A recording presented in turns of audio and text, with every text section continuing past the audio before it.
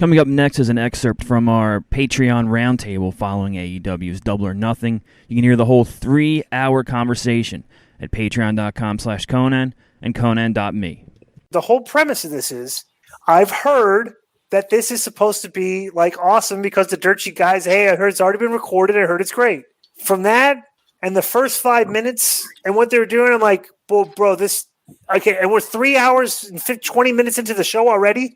I'm like, if this is like, this has to pick up. Is there like, were you thinking that like at the first 5 minutes of watching this? Yeah. Okay, so all this stuff is like, so this is really nothing. It's like it's irrelevant, and like so then they start getting in the match, and then it starts getting into the spots. So what were the most entertaining spots that you liked? Well, I have a question to start. Go ahead. It's about the middle of the match, but it's the first thing that popped into my mind. Shad Gaspard died this week. You know, he drowned in the ocean. Oh, so there was a spot where Proud and Powerful, the right, holding Matt Hardy. But there's a lot of complaints about it. Did you guys think of anything like oh no? But what was the previous outrage? Oh, so perfect. You're right. Okay, this is the whole thing about how there's a bias in the media of the AEW guys, right? The AEW guys are like anti-WWE.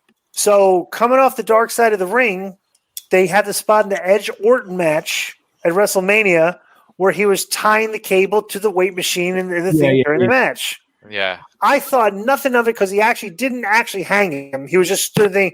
But of course, all the Dirt Sheet Mark guys like Bix and Span and all these guys are saying, "Oh, that says they were making the outrage culture guys got all over that, right?" Bro, there was no outrage culture to this spot. Like it's like the AEW fan base is like, all right, everything that the outrage culture would be outraged at if somebody else is doing it, we're just not going to be outraged at it. And that's what I get out of this, because I was not outraged at this. No. Okay, but I can see how somebody would be because the outrage culture does exist. Yeah. But it's like the funniest thing was the outrage was that there was no outrage.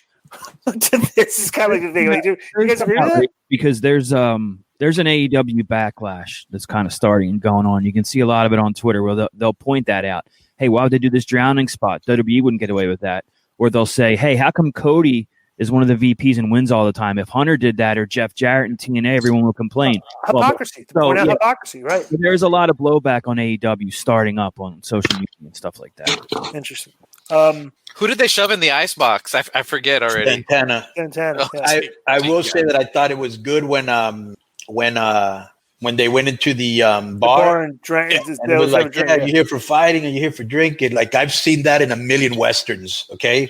And the part where he slides him down the thing, I've seen that in a million Westerns. Okay, too. Let me tell you something I would have never done. Yeah. Is that there's, Kenny Omega was always doing those, the Golden Lovers stuff and all that and everything. I would not have had him drink the milk and had it spilling all over. I mean, honestly, seriously. And let me tell you, nobody's going to bring that up because during that match, Disco actually wrote to me, "I wish I was Tanahashi." Oh boy, I think come on now. But honestly, I would not do a spot where I'm drinking milk and it looks like it's coming out of my mouth and dripping. Am I right? I mean, come on. Unless it's a NASCAR type of thing or something. Yeah. Forget it, dude. Oh man, bro, does it sound like sometimes Ross and Tony are just not really that into the match? Oh, bro, no, it's not that. I tweeted this during the match. I go, JR's subtle burials are kind of funny, and he does. He, like out of nowhere, he'll go like there'll be some bad brawling at ringside, and Kenny Omega and a guy will be Brad Brawl. He goes, and JR goes, Kenny Omega says he's going to change the world of professional wrestling. What does that mean? Bro, he buries guys during this stuff. He's like, sure. Why? He'll call stuff out just out of the blue, but JR would be like, bro, it's what I would do if I was watching this. I see a lot of guys do there's a lot of nonsense that, like, honestly, like, bro, it's like, but back in the day, the thing is, like, well, now with wrestling today, is guys can do a lot of stuff that if guys did that back when we were wrestling, they wouldn't be getting more TV time. They'd be like, wow, that looked like shit. We got other guys here, So there's always another guy because we had a big crew and a lot of talented guys. Hey, we'll use somebody else. unless you were a top guy, if you were a mid-card guy, you really couldn't make a lot of mistakes because there's a lot of mid-card guys, and they'll just like move you down. And like, you know, there was always a glass ceiling, but like we always want to stay near the top of the glass ceiling, right? You don't want to be down away from it. Bro, I see guys like make a lot of mistakes and like they do stuff, and I'm like, brother, so this guy would never be off TV for about a month because the bookers would look at that and like the boys would look at that was a shits. Yeah. But it's like a lot of guys today get a lot of passes for stuff, you know, because they do so much stuff, you know. The bar's been definitely lowered as far as work rate. But they think that the bar has been higher. They've been raised higher. They don't know, bro. How would they know if they weren't wrestling 20 years ago? So Yeah. I mean, it has been. But the whole thing is like the dirt sheet guys think this stuff's great. Huh? The dirt sheet guys called see this stuff. Bro, I get these arguments all the time. People think that these guys are more athletic. Like, no, you're not more athletic than Eddie Guerrero, Benoit. They just do more acrobatic things. What were you saying? But that's not such a deal. I think Jay George is muted. It looked like he was trying to talk, and you're muted. Yeah, You're muted, Joe. Oh, my bad. Yeah. No, I was just agreeing with you guys about that, and it's funny too because I feel like I hear Dave a lot of times like he'll watch an AEW match, he'll be like, "That was like one of the greatest like he said that tag match. He was like, "That was one of the greatest." He was like, "That was one of the greatest tag matches I've ever seen." And you expect this guy to have this like high standard of because I told Konnan about it. I go, Konnan, go watch the match. Yeah. It was the best tag match. Bruce Mitchell said it was too, and I like watching like first of all, it doesn't. Come on, you guys, those two guys, because they're super marks. Those two guys have seen way more matches than I have. Right. For them to say that's the best, come on, I've seen better than Bro, that. that's what I'm saying. You expect to believe him because again, he's seen all these matches, so it has to be like that great, right? But I grew up in the Omni. Going to the Atlanta Omni, right? And the best tag match I saw the best tag matches live. The Midnight Express against the Rock and Roll Express and the Midnight Express against the Fantastics were like just perfect matches. They would do heelish spots. Everybody was perfect. The referee would never get buried. Like everything was perfect. The people would be turning around to the right moments and stuff and all that. So we're like, it was just like very detailed, very good stuff. Action. Babyface's heel, the hot tag would come and the roof would come up to place and woo, like just, bro, I grew up with that. I watch matches, these tag matches today, and it's just like, it's put together like a math equation. Right. Boom, we'll throw this in there and you mix it up and everything, and you get out and then it's false, and then it's over. I'm like, bro, that did. And you know what I think happened? You know what I think happened, Glenn? Because when people started wrestling for TV, like the work became different. When you were wrestling, to try to get people into house shows every week, it was different. The promos, everything. You know what I'm saying? Even the psychology, it's just different now. And I was talking to Glenn about this earlier. One of the things that like my generation is missing is having that like loop of shows and matches that these guys had. Midnight Express and the Fantastic. How many matches they have together to fine tune that like perfect tag team match all over the country too, in different spots. Texas, when I go to Louisiana. Times when I go to show, I'm meeting this guy for the first time, and it's like I don't know what he does. I have to ask him. You know what I mean? Like it's. I think we're our that's what changed the work rate to what it is now. Where it's let me give you a perfect example. So I talk about those matches when I was a mark, like 13, 14, 15, 16 years old, going to the Omni and watching these guys. I thought these matches were unbelievable. Right. When I got in the business, and then I would go back and watch tapes of this stuff, and I still think they were unbelievable, right? Right. Now here I am like 20 years later. I go back on YouTube, and I watch this stuff, and it's still great.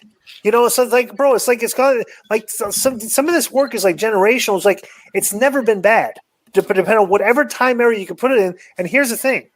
You watch these matches, and because it's like it was in the era of babyface and heels, and I'll tell you this still works.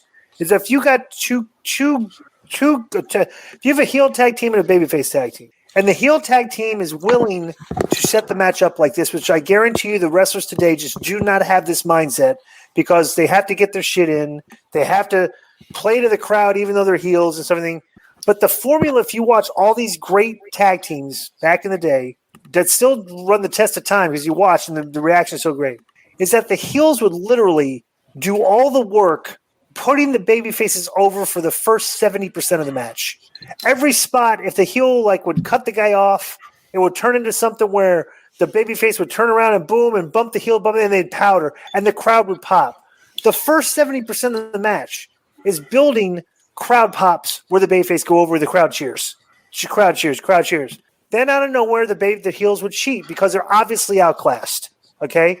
The heels would cheat, and they would get basic heat for the next 20% of the match. Not a lot. You would build it up because they're obviously the fans cannot believe that the babyface is getting beat up now. So if they want to come back, you build up and there's a hot tag. And the babyfaces come out and boom, boom, boom. Now they're beating the shit out of again. And the manager comes in, screw job, boom, finish out of nowhere, and they got fucked. At very minimal point of the match was the heels ever the better team, but you had just 15 minutes to 20 minutes worth of pops, and it's just ended with just a fucked up. It's like, goddamn. And you want to come back and watch them fight again. Because there's no way that these guys are going to beat us two times in a row. Mm-hmm. And it's like the formula of that is lost. And we watched the Nick Bockwinkel match that we had to watch along. Bro, the good heels know you just put the baby face over constantly until you cut the guy off, and you don't have to take a lot. You don't have to get a lot of your shit in, something because you're trying to build for crowd reaction. And it's just you watch tag matches today, both teams come in with a lot of offense they want to do, whether they're heels or baby faces. They put it all in there, and it just does not follow any type of formula that builds like that. Did you agree with that, Konnan? Yeah, and that Nick Bockwinkel Dusty Rhodes match that we watched on that watch along, they did it that way that you just said. Yeah. And then at the very end, fucking Orton came in and hit him with the fucking cast. Remember? Yeah. And he got taller. Still wearing it. But they both, he left with the title with heel heat, and the guy had more baby face heat than when he stepped into the fucking ring. Yeah. Sympathy. That's right? Bro, it was perfectly done. And it's and that's the form. Bro, the formula is easy. We talked about with Don Callis on the show, when he was just the matches today are basically kind of almost 50-50 down the middle.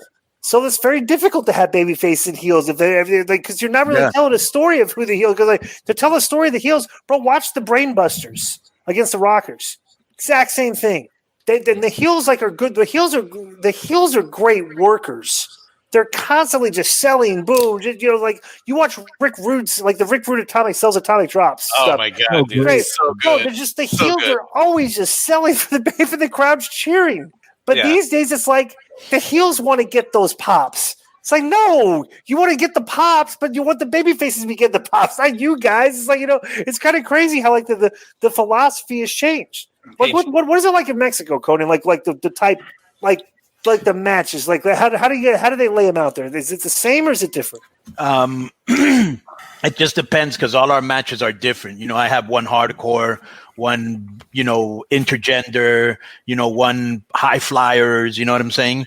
But basically, each match I'll give them a different way to start and a different finish. So each match has their own individual thumbprint. When you were working against Paraguayo, right? He was a babyface and you were a heel. How would you lay out the match? Usually I would jump him. Right. I would get heat. He'd make his comeback. How much of the match did you take for heat? You jump him and just right on top. So you're on top of him from the get-go. I'm very on top of him from the very beginning. For how long? Say, how much time would the promoter give you? Say, 15 minutes. Whatever I needed. Yeah. Okay. Okay. So what would you do? Say the match is 15 minutes. How much heat would you get on the guy? Yeah. A very rare match would be 15 minutes, but I'm saying, so you get 15 minutes. 15-minute match. I would take in a match. Jumping him in heat. How much heat are you getting on him? Probably in a match, I'd probably about 40%. Right. No. Well, you get 40%. Yeah, I get 40%. But he gets 60%. And he gets 60%. Yeah. How does that lay out? Like I said, usually I'd go in there, I'd beat him up, right? Boom, boom, boom. Oh, so you jump started. I jump started. Oh, so not a lot of heat. Just always boom, boom, boom. Right. Yeah. Right. You're already the moment you hit him behind the back when they ring the bell, that's heat. You're already getting heat. Yeah. So it's wow. You don't need to fucking be there all night. Well, so you go to the example. You go to the comeback. When I work house shows, Yeah. So I always think I'm going to be a heel, right? And the promoter always has me as a babyface. Right. So when I do like independent shows, I always tell the guy I'm gonna do my dance, boom, and jump me, Right. and stuff like this because I don't know if the people are gonna cheer me or not, but if I get jumped, and you want me to be the babyface, it's a good way to start, right? Beat me up, choke me with my jacket, and anything.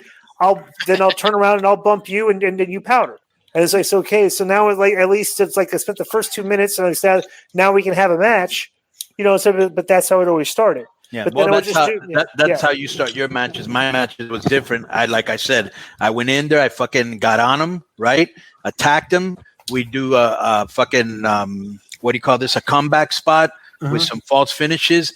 I'd bring him down one more time, usually juice him. And then he'd beat me usually at the end, or I beat him with a foul or something and leave with heat, depending on what city we were coming back to or not coming back to. Are you giving him a lot of hope Is Robert spots? still with us, by the way?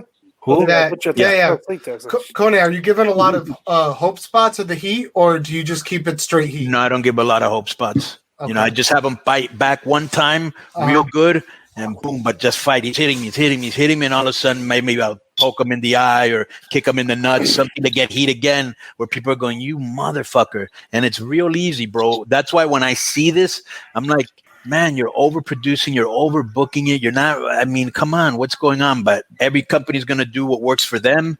And, right now, thank God what I'm doing is working in AAA. So in this Stadium Stampede, what was the vibe you got? Like, I was entertained by it. It was entertaining. Right. Shit. Yeah. Robert, what did you think? Yeah, it was irritating. It was entertaining. I just thought, with Sammy getting chased by the horse, why didn't he just run up into the stands instead of trying to outrun the horse? That's the whole thing with that golf cart spot. Yeah. I have an issue with it. If you're gonna take that bump where the golf cart is gonna hit you and you're gonna flip, I said, why not set it up more logically where like the golf cart's coming, you're fighting with another guy, and maybe you're gonna shoot him, and the guy's gonna shoot you in front of the golf cart that's coming. You reverse it, and he shoots you into the thing, and you take the bump, as opposed to running away and like just. That's, like I said, it's very. Bro, the thing is, the wrestling fans today will look at that spot and go, "Oh, that was great," and it's like people like me look at it like that looks silly. So it's like if we want to show that, if you think this is great, this is what you like. So this is a wrestling fan today, and not a lot of people watch wrestling in the United States anymore. The ratings are down and stuff. AEW does a 0.3 and stuff. You're trying to draw an audience, and this is like a cool spot to you. It's like show this to somebody that hasn't been watching the show in a while, and try to get them to come watch the show. And you show them that spot, they're gonna say that looks stupid. Yeah, if the bump was the whole thing, why not just figure out a way to make it look more logical? And I just think like a lot of the stuff they do today in wrestling is the fan base today does not mind if the stuff looks illogical. They're just happy. Like I said, the fan base today is very happy. Unless somebody like me points out things they're doing wrong on Twitter, then they become very toxic and very vitriol and stuff. Oh, you're like, it's a very weird crowd today, And so in the big picture, so then at the end, who won the match? Kenny Omega just destroyed this. Bro, Sammy, here's the thing. I always argue with people. Everybody keeps telling me Sammy Guevara is becoming a star. He's a star. No, Sammy Guevara is a great performer. They're not making him a star. They're beating him. The guy's like 2-12. Like his record, you see when he comes out, the thing is like 2-12. He's the whipping boy. I'm like, bro, you want to build a star? This guy needs to start beating people, and he's cocky and stuff. Okay, let the guy start winning. But he's cocky. He's the. I still don't think it hurts him because he's Jericho's this is the problem, though. They want to be different. Every single character in the past, like 10 to 15 years, that's like that. They don't push the guy. The monsters, they don't push the monsters. They say, bro, if this guy's so talented, fuck it. Roll the dice and see how far you can go with him. Have him start beating people. Have him start going over. Put the belt on him if he's so talented. Yeah, but the whole thing is this mindset of everybody in wrestling thinks they know what's going on. And stuff like, oh, well, you can beat a character. Okay, well, nobody's watching the shows. It's like you're taking a talented character saying, okay, so to what? To just keep the same fan base? It's like you want to expand your fan base. If he's that talented, you need to push him. No, but here's I think a problem, Disco. A lot of the fans don't give a shit if you win or lose as long as it's entertaining. That's you know what I'm saying? So they're finding Sammy entertaining even though he loses. You know what I'm saying? But that's this fan base. Yeah. Okay, if this guy's that talented, you want to start drawing more fans. You're not going to draw fans by saying, "Hey, come watch this talented guy. He's a loser." But he loses. Does he lose? Is he losing any? Doesn't matter. He's losing all the time. He's an entertaining character. Bro, the inner circle, like I said, the inner circle. Bro. Listen, Santana Ortiz, Sammy, Jericho's been protecting himself, but he's trying to elevate. But these guys are just losing all the time, bro.